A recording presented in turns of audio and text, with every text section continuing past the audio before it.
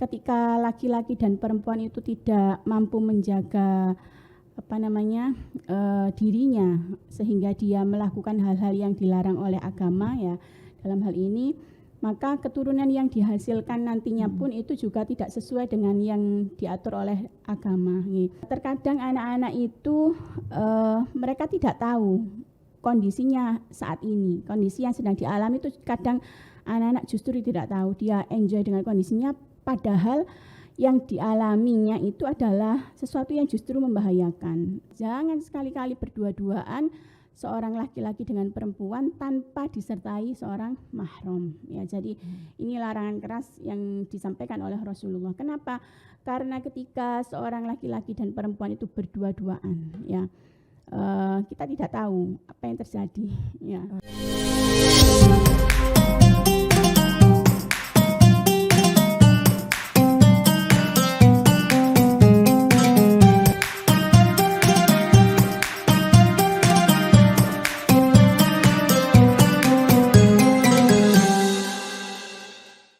Assalamualaikum warahmatullahi wabarakatuh. Baik Tribuners, kembali lagi bersama saya Nur Ika Anissa di program podcast Harian Surya dan Tribun Jatim spesial edisi Ramadan. Nah, kali ini saya kedatangan tamu spesial juga nih, yaitu Ibu Umi Nahdiah dari SMA Wahid Hasyim 2 Taman Sidoarjo. Assalamualaikum Ibu. Waalaikumsalam warahmatullahi wabarakatuh. Nah, kali ini Tribuner, saya bersama Ibu Umi akan membahas tentang seperti apa sih batas interaksi antara laki-laki dan perempuan dalam kehidupan sehari-hari. Terutama ini adalah untuk para remaja ya. Karena Ibu Umi ini merupakan guru dari SMA Wahid Hasyim 2 Taman Sidoarjo. Mungkin selain dari SMA ada lagi Bu? Ya, kalau sore pulang dari sekolah saya juga turut mengajar di salah satu pondok pesantren, yaitu pondok pesantren Mambaul Ulum yang ada di Waru. Oh, alhamdulillah. Ya. Nah Bu, berbicara tentang pergaulan atau mungkin interaksi antara laki-laki dan perempuan, terutama untuk para remaja nih Bu. Mungkin kan seorang muslim itu harus mengerti juga nih Bu etika, bagaimana dalam bergaul, dan bagaimana sih Islam itu mengajarkan batasan-batasan interaksinya seperti itu.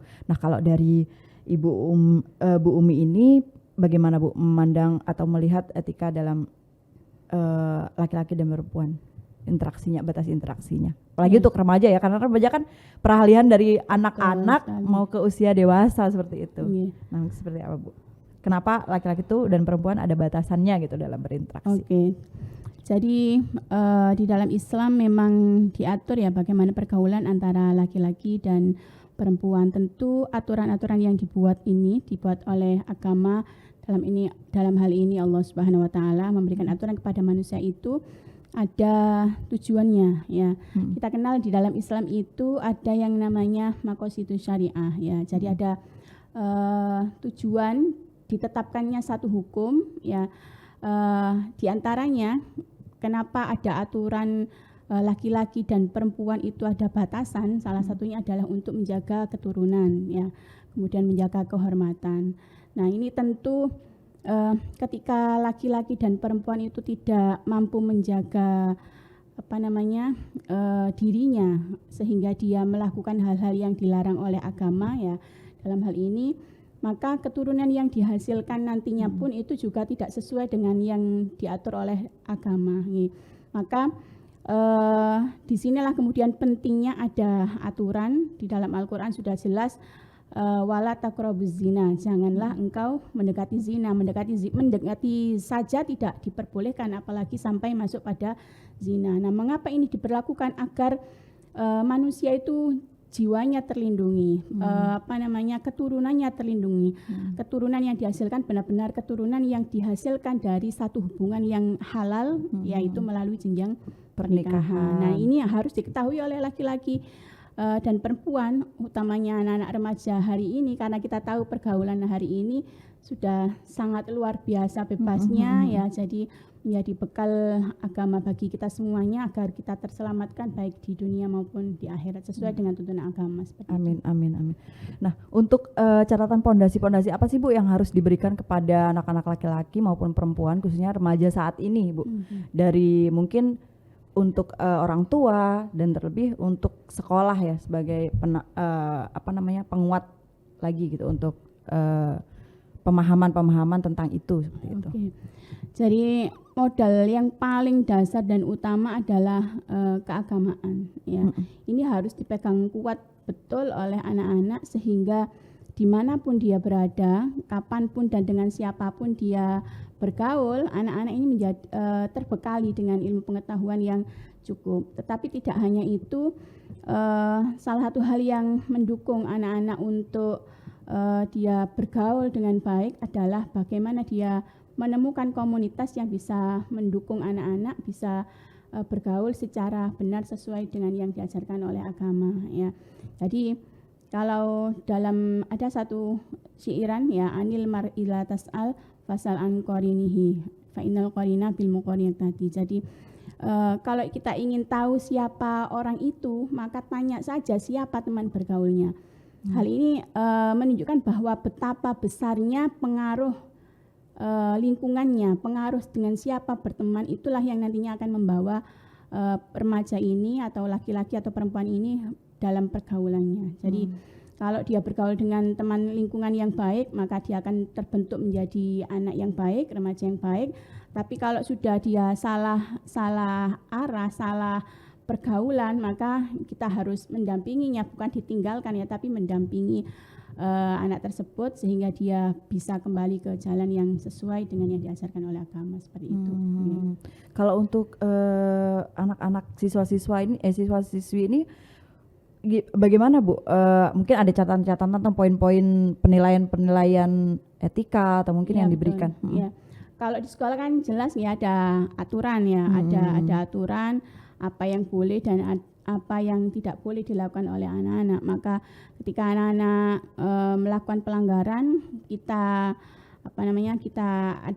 panggil, kita lakukan pendekatan kepada anak-anak. Kalau perlu kita kasih bimbingan, kita datangkan orang tua bagaimana melakukan pendekatan dan yang paling penting adalah mencarikan solusi karena terkadang anak-anak itu mereka tidak tahu kondisinya saat ini, kondisi yang sedang dialami itu kadang anak-anak justru tidak tahu, dia enjoy dengan kondisinya padahal yang dialaminya itu adalah sesuatu yang justru membahayakan. Misalkan kita tidak menutup mata ya anak-anak remaja hari ini banyak yang sudah melakukan sesuatu di luar batas nih.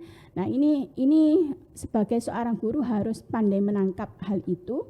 Kemudian kita panggil anaknya, kita lakukan pendekatan seperti itu sehingga ini menjadi filter bagi anak-anak, jangan sampai kemudian di awal itu sampai menjurus ke dalam dan melakukan hal-hal yang sangat fatal akibatnya seperti itu. Jadi sekolah harus hadir manakala orang tua tidak mampu mengcover apa yang menjadi tanggung jawab orang tua ya, tapi anak-anak di sisi lain durasinya cukup lama di sekolah, maka sekolah harus hadir dalam hari ini.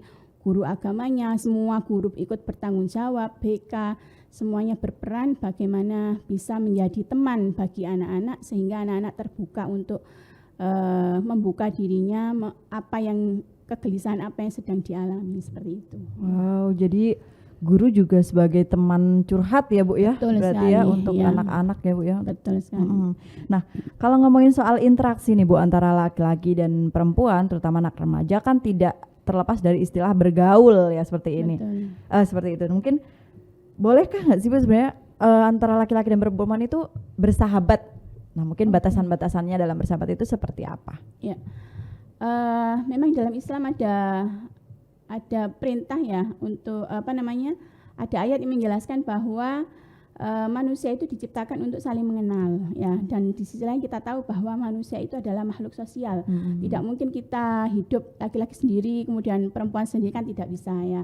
Nah maka di sanalah kemudian aturan yang sudah ditetapkan oleh Allah melalui Al-Quran itu yang kita pakai, yang kita gunakan, dan harus diketahui ya. melalui batasan-batasan. Nah, yang pertama mungkin bagaimana kita menjaga pandangan, ya. Menjaga pandangan, laki-laki tidak memandang perempuan yang bukan mahramnya, dan perempuan juga tidak memandang laki-laki yang bukan mahramnya. Tetapi hal ini mungkin sulit nih, bukan tidak mungkin untuk dilakukan, ya.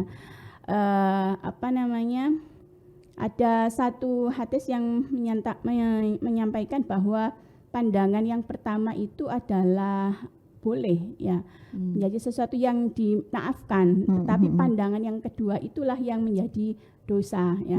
Tapi ini adalah pandangan yang dimaksudkan di sini adalah pandangan yang tidak sengaja. Misalkan saya contohkan pada anak-anak, kalau ketemu siswa laki-laki misalkan di parkiran, ya, kemudian kita begitu satu kali memandang, itu rezeki bagi kalian. Tapi kalau kemudian dilanjutkan, gitu ya.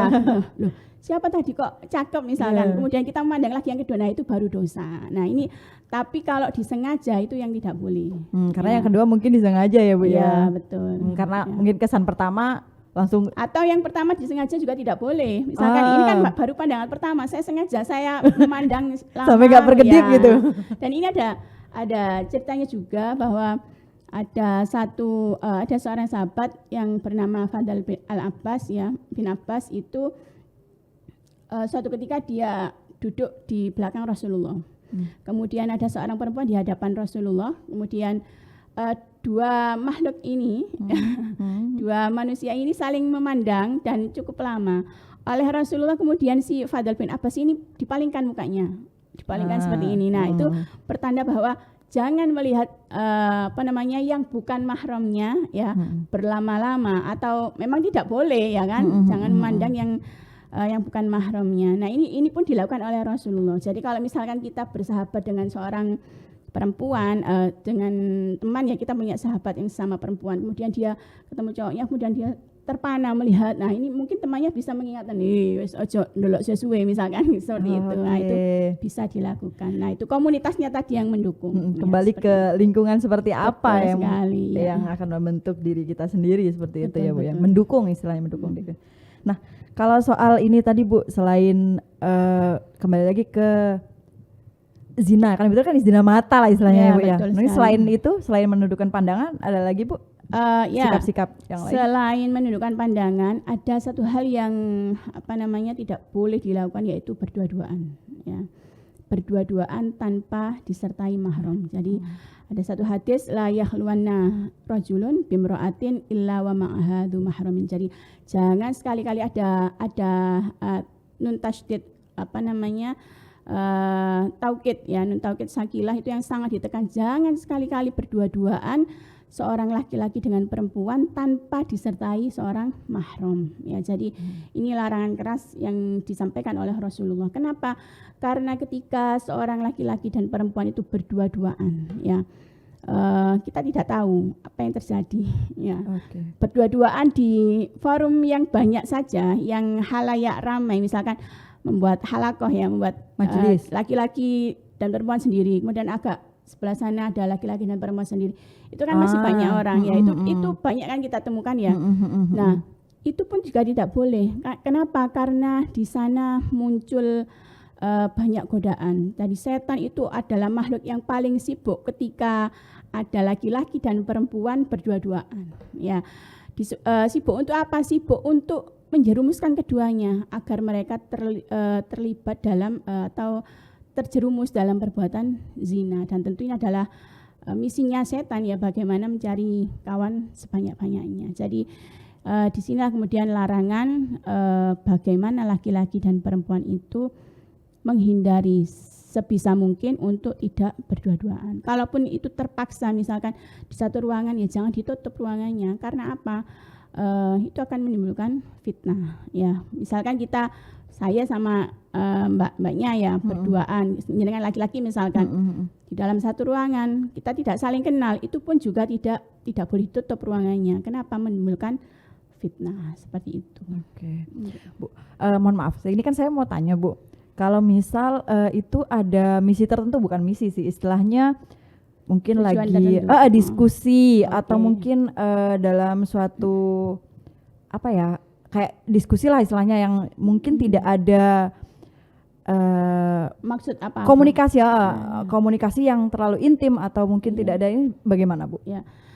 Tetap saja ya diupayakan tidak berdua ya, kita kan bisa mengajak salah satu teman ya, tolong antarkan saya untuk menemui si A misalkan untuk membicarakan masalah ini misalkan. Nah, seperti itu, karena kita tidak tahu bagaimana bolak-baliknya hati manusia ya kan. Awalnya tujuannya diskusi ya kan, tapi kan di tengah perjalanan mungkin ya karena saking nyamannya dengan si A akhirnya terjadi hal-hal yang tidak diinginkan seperti itu.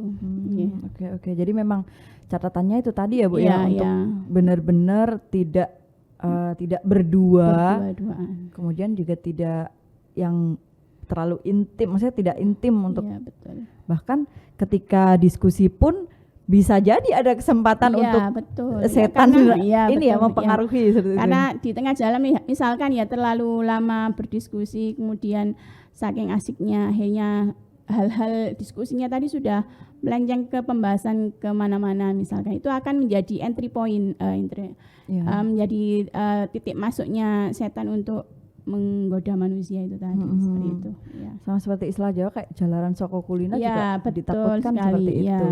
Akhirnya besoknya ketagihan pengen ketemu lagi ya. Kalau besok ketemu lagi mungkin bahasanya sudah tidak diskusi lagi, bahasan yang lain. Besoknya ketagihan kepingin ketemu lagi. Nah, itu sudah mulai hatinya termasuki, oh kemarin sudah enggak apa-apa, hari ini mungkin kita agak dekat sedikit mungkin. Seperti itu. Kalau bisa menghindari hal-hal yang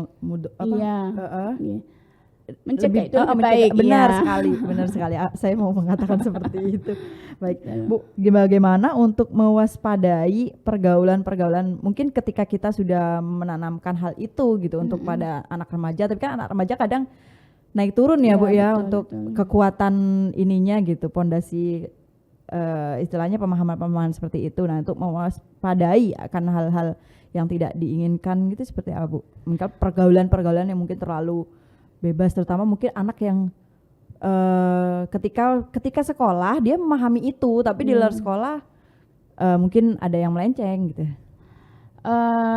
Selain tadi iman yang kuat ya, membekali dengan pondasi agama ya, juga yang paling penting kehadiran orang tua ya, kehadiran orang tua, kemudian bagaimana remaja ini bisa dibangun komunikasinya dengan orang tua yang baik ya, sehingga kepercayaan yang diberikan oleh orang tua kepada si anak ini tadi tidak dimanfaatkan. Kadang orang tua saking percayanya kepada anaknya, dia dibiarkan saja, anaknya tidak boleh sampai sore tidak dicari karena sudah saking percayanya. Tapi di sisi lain pun juga kita tidak boleh terlalu tidak percaya sehingga anak itu di mana-mana dikontrol terus, itu juga tidak bagus ya. Jadi bagaimana orang tua itu hadir bisa menjadi kawan, ada saatnya dia menjadi kawan. Jadi si anak ini menjadi nyaman bersama orang tuanya, tidak merasa dihakimi, tidak merasa diintimidasi oleh orang tuanya. Nah, itu yang mungkin sangat dibutuhkan oleh orang tua, dan yang semacam ini tidak banyak orang tua yang tahu. Malah justru yang terjadi adalah anak ini menjadi musuhnya orang tua. Ya, jadi banyak kasus anak ini menjadi musuhnya orang tua ketika dia pulang ke rumah ini dia bertengkar hebat dengan orang tuanya. Kemudian kalau tidak seperti itu dia langsung masuk ke kamarnya, dia tertutup. Padahal di sisi lain banyak hal yang sudah dia lakukan yang sudah melampaui batas yang orang tuanya tidak tahu. Nah, ini kan kita tidak menginginkan itu. Ini mungkin kalau di luar sekolah memang sudah di luar tanggung jawab sekolah ya. Tetapi ada tanggung jawab moral yang menjadi beban sekolah, bagaimana anak-anak bisa membawa dirinya sampai di luar sekolah itu tadi. Wow, ya. Alhamdulillah, mulia sekali. Berarti kalau selain dari, kan ini pendidikan untuk perkembangan anak secara etika pergaulan itu kan panjang sekali ya Bu ya. Salah satu ilmu dan pembelajaran yang panjang, baik dari guru, baik dari orang tua terutama, dan juga anaknya itu sendiri. Nah, kalau untuk dari lingkungan Bu, mungkin ada catatan-catatan bagaimana sih baiknya remaja-remaja saat ini untuk bisa menilai atau memilah dan memilih pergaulan itu? bisa memilah dan memilih pergaulan yang baik ya. Jadi kembali yang saya sampaikan di awal tadi nih, dia memilih teman yang baik. Itu modal yang awal nih. Karena ketika dia sudah salah pilih teman, dia akan sulit keluar dari komunitasnya itu tadi ya. Jadi kalau si anak ini dia sudah terperangkap pada pergaulan yang yang salah dan dia tidak open dengan orang lain, dia akan terkungkung di dalam lingkungan itu ya. Yang kedua, si anak harus terbuka kepada orang lain ya, atau siapa yang menurut dia dipercaya dan mampu memberikan solusi manakala dia mendapatkan masalah ya. Jadi kalau ada teman curhatnya. Teman curhat ini bisa temannya sendiri yang positif mungkin ya, atau bisa bapak ibu guru kalau di sekolah. Kadang anak-anak ini lebih dekat ke wali kelasnya, ngalem ke wali kelasnya, curhat apa-apa ke wali kelasnya, karena memang dianggap wali kelasnya ini nyaman ya, nyaman sebagai tempat bercerita. Nah ini menurut saya penting bagi remaja. Kalau yang remaja masih sekolah ya mungkin bisa melakukan itu. Kalau di luar sekolah mungkin bisa aktif di organisasi, itu salah satu solusi. Jadi melalui study club yang positif, itu kan lingkungan positif nih. Jadi tidak selalu anak-anak itu keluar untuk hura-hura, untuk foya-foya, tidak selalu seperti itu. Tapi komunitas yang positif ya, komunitas yang bisa menyalurkan atau paling tidak mengalihkan syahwatnya itu ke arah-arah yang positif seperti itu. Dengan berkegiatan ya, lebih berkegiatan positif. Sosial misalkan kan banyak ya kita temukan anak-anak muda yang berkarya, itu kan dalam upaya untuk mengalihkan syahwatnya itu tadi untuk ke arah yang lebih positif seperti itu. Siap. Jadi dengan meminimalisir godaan-godaan yang lain. Betul, dengan karena sibuk, kita tidak menutup kemungkinan ya, karena memang masanya ya, remaja kan memang masanya tumbuh benih-benih cinta. Nah ini tidak bisa tidak bisa dihalangi karena itu sudah fitrahnya manusia ya. Tapi bagaimana kita menyikapinya dengan apa itu tadi ya, kita berteman dengan teman yang baik, kita membuat komunitas yang baik, dan kita aktif untuk mengalihkan yaitu yang saya sampaikan tadi, mengalihkan itu ke arah-arah yang lebih positif. Oke, baik. Wah, ini setelah berbincang-bincang dengan Ibu Umi ini saya jadi melihat nanti saya akan bertanggung jawab panjang untuk pendidikan anak dan pendidikan tidak hanya remaja saja, benar, ya kan? Benar. Dari mulai bayi sudah dididik ya kan, anak-anak TK sudah dimulai diajari bagaimana pendidikan seksual yang nantinya akan dibutuhkan ketika dia remaja, sehingga tidak gampang terjerumus pada hal-hal yang negatif. Sampai bagaimana juga untuk menjaga kehormatan dirinya sendiri hingga nanti hubungan yang halal seperti itu. Sampai ke hubungan yang halal. Wow, Masya Allah, berarti menjadi seorang tua dan sekaligus guru sebagai orang tua kedua itu sangat ini ya Bu ya, tidak mudah. Benar-benar cukup berat. Apalagi kondisinya hari ini ya kan. Kita tahu luar biasa anak-anak, tantangan kita sebagai seorang pendidik melihat remaja hari ini sudah sangat waspada, tingkat waspadanya yang sudah sangat waspada, siaga bagaimana membentengi anak-anak ini sudah jangan sampai mereka terjerumus ke hal-hal yang tidak diinginkan itu tadi. Masya Allah, benar. Berarti ini salah satu catatan-catatan untuk kita semua, termasuk saya gitu. Betul. Dan mungkin orang tua di rumah. Calon orang tua juga. Benar, amin. Kemudian anak-anak juga yang sedang lagi berproses menuju pematangan pola berpikir dan juga pendewasaan diri ya seperti itu. Dengan itu lagi balik lagi dibekali dengan pondasi-pondasi ibadah seperti itu. Benar. Oke, Ibu Umi, ini karena waktunya sudah cukup mepet nih Bu. Betul. Mungkin nanti kita bisa menambahkan topik-topik yang lain di sesi-sesi berikutnya. Ibu Umi, terima kasih banyak atas waktunya. Sehat selalu. Iya Mbak. Sama-sama. Nah, Tribuners, cukup sekian untuk edisi podcast spesial Ramadan dengan topik bagaimana sih batasan interaksi antara laki-laki dan perempuan, terutama dalam remaja ketika bergaul seperti itu. Nah, nanti kita akan melanjutkan kepada sesi-sesi topik-topik berikutnya.